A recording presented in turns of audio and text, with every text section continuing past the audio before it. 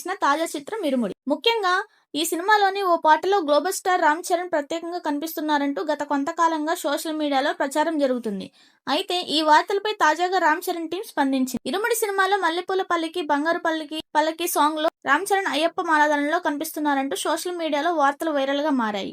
ఈ పాటలో ఆయన ప్రత్యేకంగా కనిపిస్తున్నారని, ఇది సినిమాకు సర్ప్రైజ్ ఎలిమెంట్ గా ఉండబోతుందని అభిమానులు, నెటిజన్లు చర్చించుకుంటున్నారు. ఈ ప్రచారానికి ఇరుముడి ప్రీ రిలీజ్ ఈవెంట్ లో సంగీత దర్శకుడు జీవి ప్రకాష్ కుమార్ చేసిన వ్యాఖ్యలు మరింత బలం చేకూర్చాయి.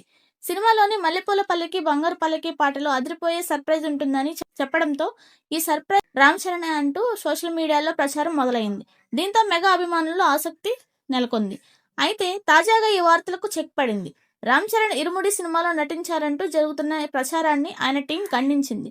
సినిమాలో రామ్ చరణ్ కనిపిస్తున్నారనే వార్తలు పూర్తిగా అవాస్తవమని స్పష్టం చేసినట్టు తెలుస్తుంది. ఇలాంటి నిర్ధారణ లేని వార్తలు ప్రచారం చేయొద్దని కూడా రామ్ చరణ్ టీం విజ్ఞప్తి చేసింది. దీంతో ఇరుముడిలో రామ్ చరణ్ గెస్ట్ అపీర్ ఉన్నారనే ప్రచారానికి తెరపడినట్లయింది.